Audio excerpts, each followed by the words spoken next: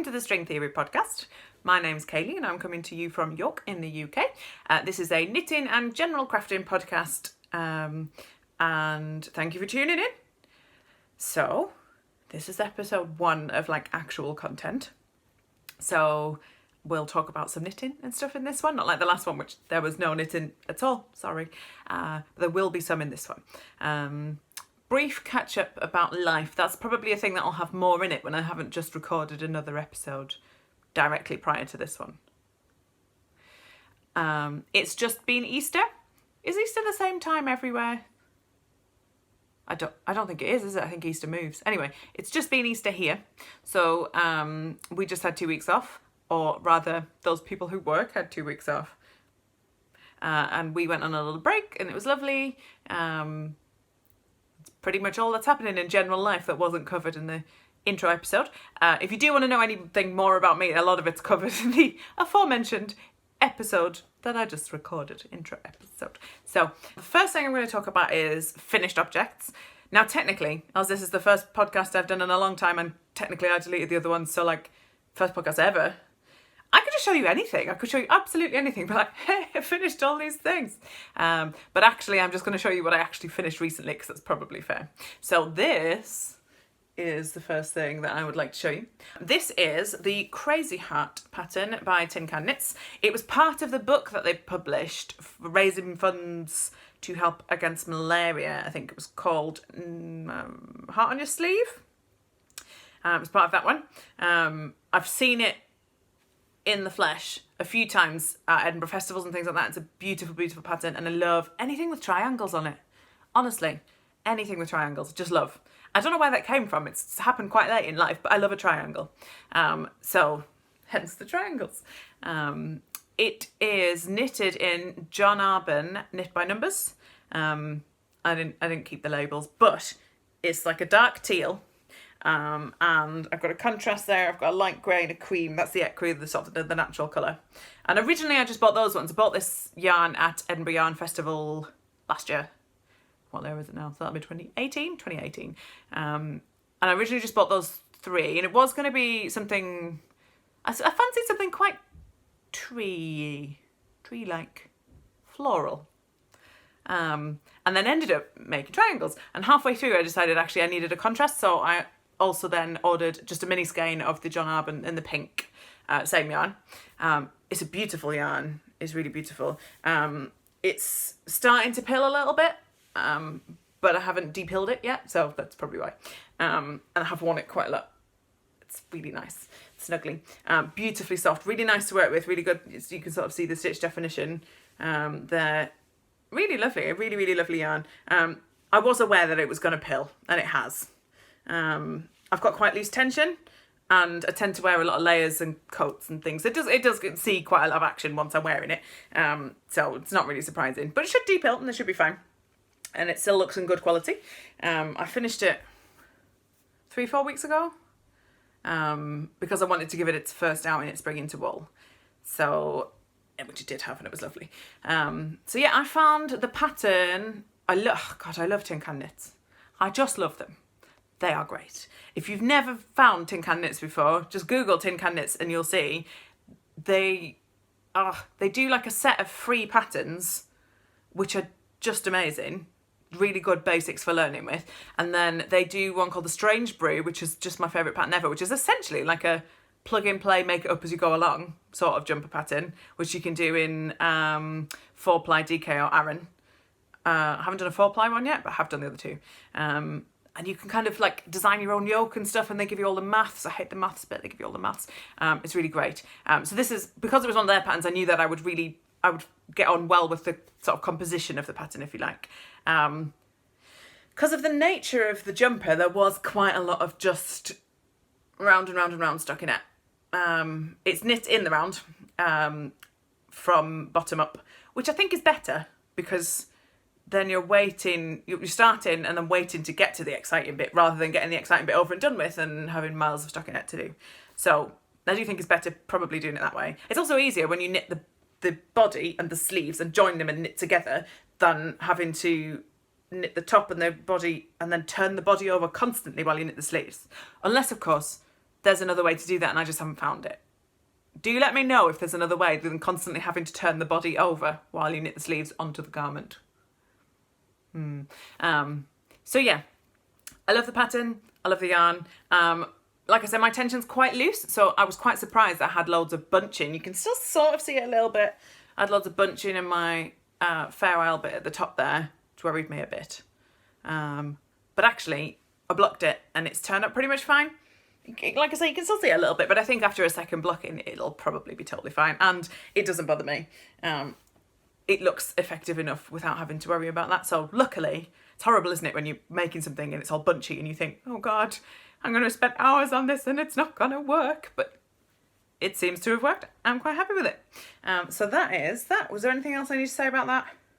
Love the yarn, love the pattern, love the jumper. It's very warm. You probably won't see me wearing it for a while. Very warm indeed. We're approaching the wrong time of year for this kind of jumper, but I still love it. So here I am wearing it for you. Ta-da! What else have I finished? I recently finished these. It's just casting around. They're on the, like they're arranged ready for you. So I'm not just like, what else have I finished? Here's something, one I made earlier. Ta-da! These are socks, as you can probably tell, although they haven't been very blocked.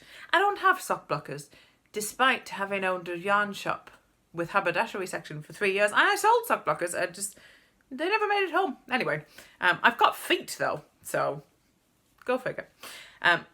These are socks. I don't like following patterns very much. I'm just not very good at it. So I have a basic stitch count, which I think was 64. I think that's fairly... I'm not a very experienced sock knitter, you'll learn that. I think it was 64. And basically I sort of cast on. This is a... if you can see that. It is a knit 3 purl 1 rib, because I was feeling extravagant.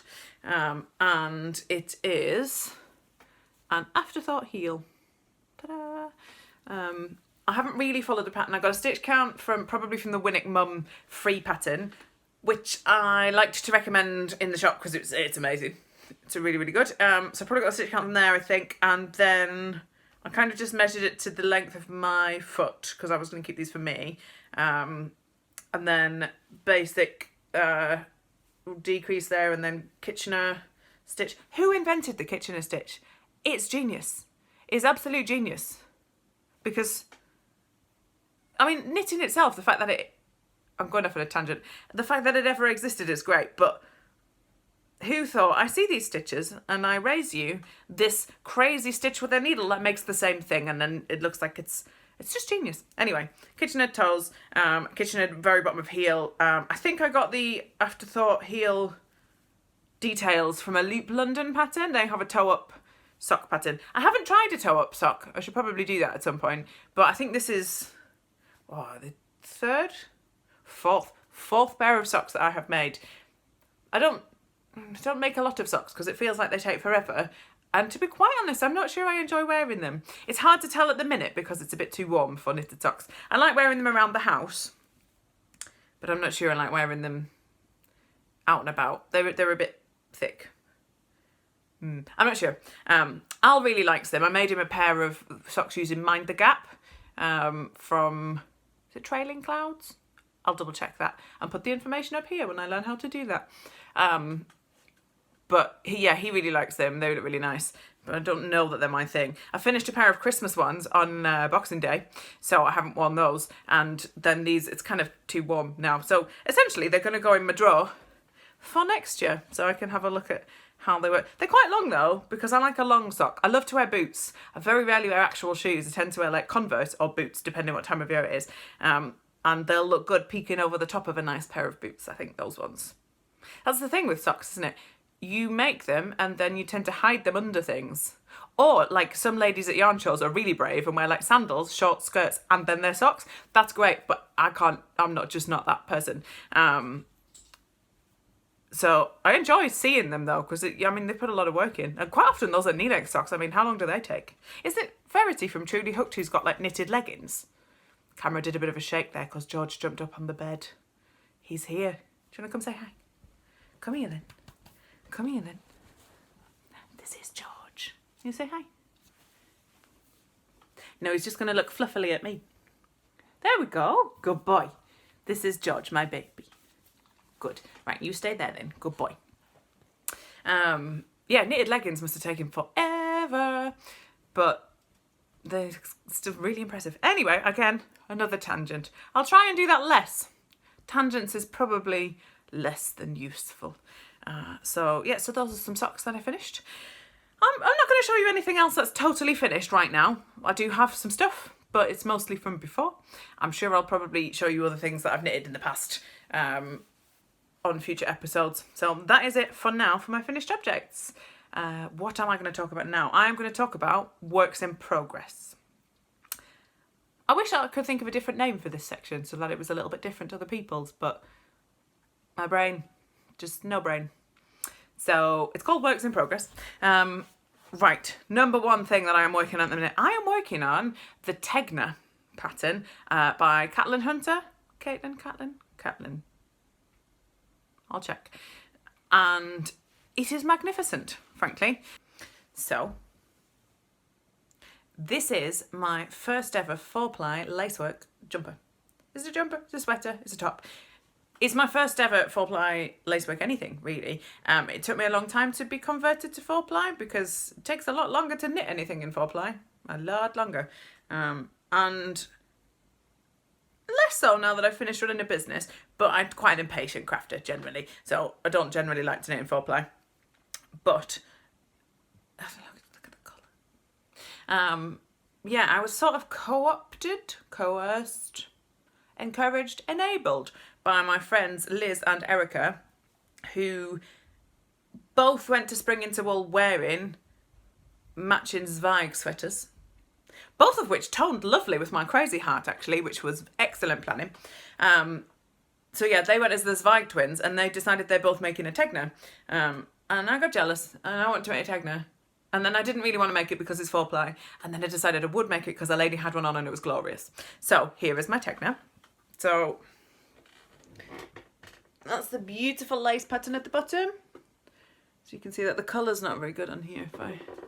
Oh, there you go. That's a better representation of colour. It's kind of like a golden yellow. Yep, so we've got the lovely lace pattern. It's boxy, so it's well flared is maybe what I'd say. It's very wide, very wide. I am up to, I've done the back and I've got a couple of inches left to go on the front. Then I think I've got a kitchen at the top, but I didn't actually read the pattern in advance. Should probably check. And then do the sleeves, and that's pretty much it. So it's, it's not bad, it's nearly there. How do I feel about the pattern? I really like the pattern. I really like the lacework detail. You can just about see there. I really, really like that. And actually that was the bit I was worried about, but it turned out, I don't know, maybe I've got more experience since last time, I'm not really sure. It turned out it wasn't too bad. And actually I really enjoyed it. And then I finished the lace bit and I was a bit like, oh, that's exciting now. So I really enjoyed that bit. The knitting in the round bit, because basically it goes in the round up to your armpits and then splits. And the knitting in the round bit was fine. It was just lots of knitting in the round. I'm not so keen on what the yarn's doing. The yarn is colourway called Demeter by A Little Bit Sheepish, which I got at Spring Into Wool. It's a superwash BFL silk merino mix. No, there's probably no merino. Silk nylon? Yeah, I think that's it. It's a 70-20-10 mix. And it's lovely. I do like a BFL. I'm not massively into using British yarns for everything, but I do like the BFL. I prefer it to a merino, basically. So, and I like the concept that it is a British yarn. So yeah, but you can see the colourway there. I didn't alternate skeins, which I know is probably a rookie mistake, but I didn't think I needed to looking at them, and I'm very lazy, so I didn't alternate skeins. I don't think it matters that I didn't, because the yarn itself kind of, is it pooling? I'm not really sure. It's kind of doing a bit of a stripe. There, you can sort of, it just looks a bit like a light reflection, but you can sort of see it's doing a bit of a stripe. And then you can see where I faded in the new skein. I'm going to call that a design feature. Yeah, so I'm not sure. I'm definitely keen on what the yarn is doing. The colour of the yarn is beautiful, and I was scouring the festival for an appropriate colour of gold. Yellow, mustard. I normally call it mustard. I think Caroline from Knitting Vicariously loves gold, and therefore I've started calling it gold, but I normally would call it mustard. And basically, it's kind of a hair colour thing. So if you get one that's too green, I'm not a fan. And if you get them that's too yellow, I'm not a fan. Because I've got very gingery hair. And a mustard, I think, looks better on me. So, yeah. But I do like the yarn. It's knitting up fairly unevenly for me, but I think I can probably block that out. And yeah, it's not really a complaint, but my main issue with the pattern, I hate knitting flat. I hate it because I just don't enjoy purling. It's boring. I don't like doing it, which I know is, overrated and blah, blah, blah, blah, blah. Thousands of years people have knit fine and knit pearls, but I'm not a massive fan. So I was a bit devastated to get to the armpits and discover that was what was going to happen. Now, I hear you cry. You would have known, Kaylee, what was going to happen had you read the pattern in advance. Let's treat that. So, yeah. But other than that, I'm really enjoying it. I really enjoyed the lace. I wish there was more lace. Can't believe I just said that. And I will definitely be looking for my next project to be in 4-ply, because I really like it. Though I have to say it's on size 4 needles. So maybe if it was a 4-ply on 2.75s for a whole jumper, I'd be less enthused. And actually, casting on 380 stitches was painful. But I got through it and lived to tell the tale. So, yeah. So that is my Tegna. So hopefully that will be finished by next time I see you. That'd be nice, wouldn't it? So yeah, Tegna. Ta-da! Oh look, there's my needle as well. These are 4mm Symphony Zings. That's what these are. There we go. So that is my Tegna. What else have I got that's work in progress? Again, I'll check the arrayed shelf. I have got this. Now, this is a work in progress that has been in my pile since, well, I started it to go to Edinburgh last year, 2018. I started on the train, I did some rows at the festival. I did nothing since then, nothing at all. That's terrible. So it's, yeah, you can see that. So it's a hand dyed, it's by Knit the Bed. And I think it was called Skinny Dipping, the colourway. This is the yarn, here we go. It's kind of like a silvery ecru with shades of blue and then dark blue. I love blue. So, and it's coming up in a sort of stripe. It's going to be a sock head hat. Now, obviously, I've got quite some way to go. This is one of those projects that I keep thinking, I'm going to take it off. I'm going to just get rid of it. I've only done it like an inch. What's the point in keeping it on? And then I keep going, oh no, but actually, I think it'd be really nice. So therefore, it's still there. Let's see. I would like to think that after I finish the Tegna, I'm going to move on to this and finish it. I'd like to think that. We'll see. So that's that. That is living in a project bag that I made myself, which I shall show you. Actually, the Tegna is as well. Ta-da! So this is just a little one. I made it myself, and some funky fabrics, and also you can see my array of badges. I don't really collect badges. I just kind of, every now and again, I like a specific badge, if that makes sense. So they're the ones I've got. So I've got Yarndale, I've got Keep Yarn on Our Streets campaign, I've got Edinburgh Yarn Festival, I've got Mindcrafternoon, which is really cool. They sent you that as a thank you. That was unnecessary, but really nice, for raising money for Mind. And then a teeny weeny one that I got somewhere. I can't even remember where I got that. It's just nice. So that's that project bag. Tegna project bag. Also one I made, slightly larger. Ta-da! Not very exciting, but very serviceable. And I love a triangle. Just going to put that out there again. So that is my sock head. Soon, sock head, it will be your turn. What else have I got work in progress? I have got this. You're not going to be able to see this on there. So this is a mitre square blanket. Woohoo! It's not very much of a mitre square blanket. That's what I've done. It's how many squares? About 12? Now, it's obviously going to take quite some time to get to blanket level, isn't it? That's going to be a little bit of a work in progress. And also, I'm not, again, not a fan of following a pattern. Not entirely sure what I've done, but the squares, they look lovely. They don't look quite as textured as other people's I've seen online. Not sure why. Probably I'm just substituting stitches in random places. But this is using my scraps and leftovers. There's some lovely ones in here. This, I think, that is a Truly Hooked one. That's a really popular one. She always sells out of that one. That one, I can't remember what any of these are called. That's a Mothy and the Squid one, which is pretty cool. This one I think is Cuddle Bums from a mini skein set from a few years ago. What else have I got? Oh, there's another Mothy one. Another Mothy and the Squid. I love a Mothy and the Squid. She bases all her yarns on quite striking images from nature and then puts pictures of them next to the yarn at the shows, and I really like that. It really speaks to me. There's a leftover from Mind the Gap. Excellent. And then this one, this is cool. So this one is like a bright orange one, and it was from Ginger Twist Studios because I went to Edinburgh, not to the festival, just for a visit, and went to Ginger Twist Studio, which is the just most wonderful teeny tiny shop in the world. And I think it's mostly a silk blend. I should really keep the tags.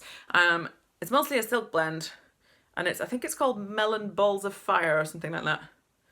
And it's not a colour I'd ever wear. Do gingers wear orange? Some probably do and rock it. I don't think I own anything that's orange other than this yarn. So that's my mitre square blanket. Now, I'm not going to bother showing you that every time because the chances are it's not going to grow very much every time. Also, does anyone else find this really annoying? I mean, I'm annoying myself, but the times when you just stop mid-square. I stopped mid-square and put it in the bag. And then took it out and thought, why did you stop mid-square? So those are my main works in progress. I've also got a cardigan, which is a work in progress, but I'm not going to show you that because I'm terribly embarrassed by it. So I'm making a cardigan for my godson, Rowan, and it's all colour work, and it's lovely. I did it because I wanted to practice steeking. Didn't go so well on the old steek. I will show you it once I've rescued it. I basically did the crochet reinforcement, and I cut up the middle, and then I picked up the stitches, and it all unravelled. So I think I need to go over it with a sewing machine, which is, I can't remember which tutorial I was following, but Ellie from Skein Deer podcast has done a lot of coverage about steeking recently for one of her cardigan patterns, and I was sort of following the theory, but in true Kaylee fashion, without actually re-watching Ellie's video to check how it properly works. So it sort of worked, and it looked great for about 5 minutes till I started picking up stitches, then it started falling apart. So what in total, once I've rescued it, then I'll show you. So I've got kind of general chats and thoughts section coming up. Doesn't really need that dance, but there you go. Like I said, if you watched the previous one, I do quite a lot of amateur dramatics, and I tend to find I am prone to not so much bursting into song. I'm not a massive one. I do sing, not a massive one for bursting into song, but I do find quite often just little, it's like a Muppet dance, isn't it? Focus. So recently I went to Spring Into Wool. That was very exciting. Spring Into Wool is a yarn festival in Leeds in the UK.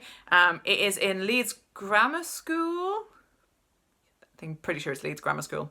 And the lovely people who run Spring Into Wool presumably hire that and use the cafeteria and the hall and the things like that to run it. So it's not the biggest yarn festival you'll ever see by a long way, but it's a lovely and big enough festival, if that makes sense. It's definitely doable. You can get around a couple of times in a day. So it's good for a first circuit second have a think about it, third go back and buy everything. Oh, if you're me, 1.5 of just indecision before you buy everything, and then you go around a third time just in case. So yeah, it's nice and big. It's in its third year now. In its first year, I did exhibit as the York Makery, and I did classes, which was really nice. They've grown quite a lot since then, so they've got a slightly different system for how they run stuff. There's a lot more vendors now. They're like using a lot more of the space, which is great. And for me, it's very local. It took me about 45 minutes maybe to drive there, which is very convenient, and they had great parking, and it's only £6, I think that was in advance, to get in, so quite affordable really as well. And school canteen food, I mean, I just haven't had school canteen food for many a year, although not as many as most people think, because I was a teacher, but yeah, anyway.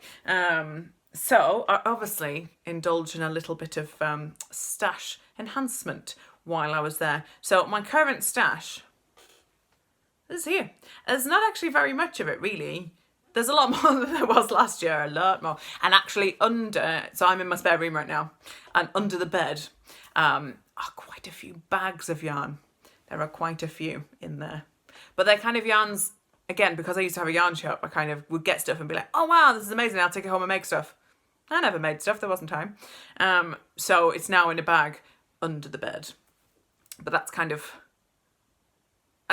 yeah, it's more commercially stuff. So although it definitely could have a place in my stash, I personally like to display the fancy ones, and not so much the commercial ones. So they're kind of hidden away. Well, not hidden. Anyway, I've made my point. So you can see my main haul stash. It's really, again, compared to a lot of people's, not a lot. There's some on the top here that I've dyed myself, which are quite nice. I'll cover my hand-dyed ones at some point in the future. When I had the shop, I did my own line of hand-dyed yarns, which I really enjoyed doing, and I have been contemplating doing that again, and I just haven't really got around to it. I've been too busy doing nothing. And there's some older ones down here, and there's all sorts of fancy ones, but ones that I got at Spring Into Wool. So you've seen already my one for the ones I got for the Tegna, but I'll show you just in case. So this is what they look like in the... Ooh, that's a fancy little loop. There we go. So that is Demeter by A Little Bit Sheepish. And it's only 3 of those for the Tegna, so that's fairly good. I've got those. Now you may sense a theme arriving here. I also got these. I do like a Wensleydale. Again, I wouldn't necessarily opt for it immediately, but I do like it. It's got a lovely pearl essence, which is really nice. And this is going to be for a shawl. It's wedding season. It's that time of my life where all my friends are getting married. So I've got a lovely navy blue dress with big yellow flowers that actually I bought for a different friend's wedding last year. And I always intended to make a thing to go with it and never had time, so I ended up wearing a bog standard supermarket cardigan. This year, however, I'm going to use this to make a licensing shawl. I'll check how you say that and put it in the show notes. By Skandia. It's a lovely big shawl with a bit of fancy work around the edge. I'll try and put a picture of the shawl. It's one of Ellie's most recent ones, and I'm looking forward to, again, it's got a little bit of lace work. It's a bit of different directions and stuff to what I'm used to. I think it's Faroese style knitting. And I'm looking forward to getting stuck into that. So I got, I think, 5 of those. And it's 4-ply again. That was lovely. So these two kind of go in partnership. So while I was contemplating pre-Tegna, which 4-ply jumper I might like to start with, I might like to start with a good old Flax Light by Tin Can Knits, who aforementioned I love. For that I have bought, these are by the Knitting Swede. So this one is 100% Superwash BFL Spartan, and that's a slight variegation on a grey, which is pretty. And then what I was going to do, because I really like the Knitting Swede's Mini Rainbow, which is this one, really like it. I have bought it before in the double knit and used it for a hat. Wasn't that keen on it in the end because it pooled, and I'm going to take it out and make something else with it one day. But yeah, so I bought this one to be, and I looked at them for ages and I thought I could have a whole jumper in the rainbow, and then I'm just not brave enough. I'm just not brave enough for a whole jumper of rainbows in 4-ply. So I bought 1 of these and 3 of these, and what I'm going to do is use this for the yoke, so that they've got a yoke of mini rainbows, and then, because it's a really useful demonstration, isn't it? And then the rest of the jumper in the grey. So it'll be a little bit exciting, but not too much. And then maybe like gradient it in, so it kind of fade it in. So I got those, which is lovely. I really like the Knitting Swede yarns, and the couple who run it, they're really lovely. So it was good to be able to give them my patronage. I also got this. Now, I've said about 4 times already, I should have kept the label. I didn't keep the label. I don't think there was a label on these. And I can't remember the name of the company I bought them from. But they were a bargain. So this is, I think it was a Polworth blend. It's a double knit. And it's just a glorious sort of claret red colour. And it was only £8.50 for 100 grams. So I couldn't resist just buying them because it's a lovely, like a burgundy. Al really likes burgundy, to the point where actually most of his jumpers are burgundy, and it's a bit embarrassing. He just doesn't have any other colours. So therefore, I bought some with which to make him a jumper. And what I thought actually is that I'd use the contrast that's left from the grey and the ecru there, that's left over from these ones, because actually this didn't take the Crazy Heart didn't take us quite as much yarn as I thought it would, and this I think will blend quite well. So I will do him some sort of, he loves a good Fair Isle, I'll do some sort of Fair Isle or colourworky yoke thing for those for Al. So I've got those. I've got a couple of dyes, but I'm not going to bother showing you those because they're not very exciting. And I got, well, I didn't buy, but me and my friend Liz had a dyeing day. And now, although I dye yarns, again, dyeing the self-striping ones, hats off to those people who do it. It's a bit of effort. So I don't tend to dye the self-striping. However, my friend Liz does. I think she's Liz's Whole Way Yarns on Instagram, if anyone's looking. Or at Liz Ward Crochet, because also she's a designer. So she does self-striping yarns, because she's amazing. And I went round to her house and she showed me how it works and how clever it is. So I got this. So it's balled up already, but you can sort of see it's basically a rainbow with grey in between each section. It was a 200 gram skein, so we dyed enough so that we both got 100 grams, and me and Liz are going to have matching socks. Cute. Yeah. So that's really pretty, isn't it? In fact, actually, it's so pretty. I really quite like it like that. I've got one up here as well. It's another one of Liz's ones, and it's too pretty, so I haven't used it. Look how pretty. I might just keep them. I could make like a yarn snowman. Anyway, I got those and they're very beautiful. So yeah, so that was my haul from Spring into Wool.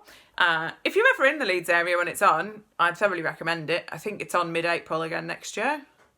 It's a lovely one. It's really nice. I haven't done any of the classes, so I couldn't tell you. I taught one, but again, first year. I haven't done any, so I couldn't tell you what they're like, but I enjoy going, so that's all good. I don't tend to go to a lot of classes because I'm a bit of an annoying student. Having been I'm an actual secondary school teacher, qualified, and then having spent 3 years teaching my own classes in my own shop, I find that I can be a bit irritating and I struggle to rein it in. So I tend to not go to very many. I go to the ones that I really want to go to. I'd like to go to a spinning one, actually, is what I would really like to learn. I scorned spinning because I thought it probably takes ages and what do you even make? But since that was about 3 years ago, just before the business, I've watched a lot of podcasts where they do spinning. Some really nice stuff. Maybe I'd like to get into that. That would be fancy. We shall see. And there's a couple of events coming up actually we're very lucky in Yorkshire for the amount of yarn shows that we get in this vicinity. I don't think many other people get as many as we do within a drivable distance. There are 2 coming up that I am going to attend later, which I'm sure you'll hear about later, but they're both running classes, and they're actually both running the same one class with Nathan, the sock magician, about double knitting, which I have heard is very good, so we'll see. I've read his recent book, the Man Knits book. It's excellent. I think he could put up with me. I think he could take me on. That'll be fine. And I might even do what I was told. Who knows? So yeah, but there's the 2 events that are coming up in case you're interested and you're around Yorkshire. There is the Wool Monty, excellent name, in Sheffield, and I believe that's June 15th, 16th. And there is also the Woolness Festival, which I think is just called Woolness. Or maybe it's Woolness, because it's meant to sound like wellness, not Woolness, like the Loch Ness Monster. Woolness Festival in Newcastle. I'm originally from Sunderland, which is just down the road, so that's quite exciting because they've not had a lot. There's not a lot going on Newcastle and Sunderland way regarding much in the way of yarn, to be fair. So yeah, Lucy from Lucy Locketland, which recently opened in Sunderland, is running that festival, and that should be really good. It's at the centre of life, right next to the train station. So looking forward to attending both of those. And yeah, I'm sure I'll show you what I buy at those ones. I'll let you know if I do go to a class, but we shall see. So yeah, so that's pretty much it for like acquisition and what I'm knitting on and stuff like that. I'm going to divulge a little bit into stuff I've been watching while I've been knitting. So this is probably the end of actual knitting podcast content, in case you are only here for the knitting content. So yeah, I've been, so much good TV at the moment. No spoilers. I will not give you any spoilers. But I will encourage you thoroughly to watch the following programmes if you have not. Line of Duty, very excellent. It's a police procedural drama on the BBC where the police are investigating corrupt police. It's genius. If you haven't watched Line of Duty, it's on, I believe it's on Netflix, and in fact I know it's definitely on BBC iPlayer at the moment. There are 4 seasons already out, and we're on season 5 at the moment, and the finale to season 5 is this Sunday. So, not going to say anything about it. Like I say, it's just so good. There's kind of individual stories as well as a story arc in each season. It's just brilliant. So I would thoroughly encourage you watch that. Other things I've been watching. Now, I love Game of Thrones. I know there's a lot of people don't watch Game of Thrones, and all of those people like to share the fact on Facebook that they're the only person in the world who doesn't watch Game of Thrones. I love Game of Thrones, unashamedly. I have read all of the books, and insisted at that point. I was like, no, I'm going to wait for the books. And then someone told me that a certain character had done a certain thing, and I was like, what? That doesn't happen in the books. And it turned out the TV shows got in front of the books. So I watched all the TV shows as well. I love Game of Thrones, and they're currently on their final season. Season 8 is being aired. It's a HBO thing that's being aired on Sky, so it's a little trickier to get hold of in the UK. You can get it on Now TV if you subscribe to that. Probably Sky if you've got Sky. Probably loads of people have Sky, but I just never really have had Sky, so I assume it's difficult to get. It's just amazing. It's, again, Game of Thrones is a really character-rich, brutal drama set in a medieval setting, basically, but it's not the medieval England. It's a different countries and what have you. But the character work is brilliant. It's just very, very bloody. Lots of people die all the time. And that's not really a spoiler, because if you know anything at all about Game of Thrones, you know that people die constantly. And you should never get attached to any one character. And we're in dangerous territory for that now, because in the last season, obviously we know so many characters have made it to the last season. Will they make it to the end? Who knows? So yeah, I'd only encourage you to read the books if you really are like die hard into really long tomes of proper character-rich, like, backstory and things like that. For instance, if you're a fan of Lord of the Rings, Silmarillion, The Hobbit, like that kind of, the whole world, you'd probably really like the books. But you'd probably get to the end and think, well, the TV show showed me more than this. So yeah, Game of Thrones. If you're a knitter, it's actually quite good, because all the bloody gory stuff, you kind of don't really look at it because you're knitting. So you just look up, and you sort of sit and you just look up for the relevant bits of story. There's also quite a lot of sexy Rudy bits. You can look up for those if you like. I don't really know if you want to. But basically, I choose to not look at the horrible gory things and just enjoy the nice story. But yeah, Game of Thrones, brilliant. I've also seen The Avengers Endgame recently. I was a bit of a latecomer to Avengers because it took me a long time to realise that actually all of the films were set around the same premise. They're all about these stones. It just took for me to go, Tesseract's a very unusual word. It can't possibly be. Is it the same Tesseract? It's the same Tesseract? And then, yeah, I had to rewatch them all. But, you know, they're great standalone films. In particular, Captain Marvel's quite a recent one's brilliant standalone film. Excellent early 90s humour. And yeah, Endgame. I'm not going to spoil it, but it's brilliant. Go and see it. If you haven't seen the other ones, probably don't go and see it. It won't make much sense. But if you've seen particularly Infinity War, you need to see Endgame. Probably you already are going to. It's good. It's good. I like it. Yeah, so that's the sort of TV stuff. I've just started watching Fleabag. I'm only a couple of episodes in. I loved the first episode. The whole world loves Fleabag, so I'm hoping to really enjoy it. At the minute, the first episode was great. The others have been a bit, oh, okay. So we'll see. I'm just working on that one.